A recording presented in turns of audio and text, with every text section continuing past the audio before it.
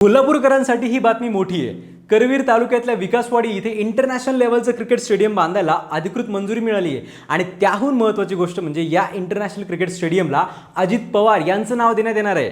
या स्टेडियमसाठी थेट मंत्रिमंडळाकडून 12 hectare 76 R जमीन देण्याचा निर्णय झाला आहे आणि त्यामुळे कोल्हापूर पहिल्यांदाच इंटरनॅशनल क्रिकेटच्या मॅपवर ठळकपणे दिसणार आहे। या स्टेडियमला अजित पवारांचं नाव देण्यामागेही खास कारण आहे। जिल्हा नियोजन समितीच्या मीटिंगमध्ये घेण्यात आलेल्या या निर्णयात ठरलेल्या जागेपेक्षा जास्त जमीन देण्यामागे अजित पवार यांची भूमिका महत्त्वाची होती असं सांगितलं जात आहे। कोल्हापूरमध्ये इंटरनॅशनल लेवलचं क्रिकेट स्टेडियम असावं अशी इथल्या प्रत्येक क्रीडाप्रेमींची आणि एकंदरीत सर्वांचीच इच्छा होती। इंटरनॅशनल लेवलचं स्टेडियम नसल्यामुळे इथे मोठ्या मॅचेस होऊ शकत नव्हत्या। 80च्या दशकात छत्रपती शिवाजी स्टेडियमवर भारत विरुद्ध वेस्ट इंडिज ही मॅच झाली, पण त्यानंतर कोल्हापूरला अशा मोठ्या मॅचेस होस्ट करण्याची संधी मिळालीच नाही।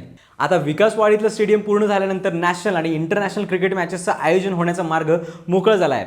मुख्यमंत्री देवेंद्र फडणवीस यांच्या अध्यक्षतेखाली झालेल्या मंत्रिमंडळ बैठकीत या प्रस्तावाला मंजुरी मिळाल्यामुळे कोल्हापूरकरांना आता होम टाउनमध्येच इंटरनॅशनल क्रिकेट पाहण्याचं स्वप्न प्रत्यक्षात उतरायला सुरुवात झाली आहे। कोल्हापूरवासियांनो, या इंटरनॅशनल स्टेडियमसाठी तुम्ही किती उत्सुक आहात कमेंट्समध्ये नक्की सांगा आणि अशाच लेटेस्ट अपडेट्ससाठी फॉलो करा लगावबत्ती।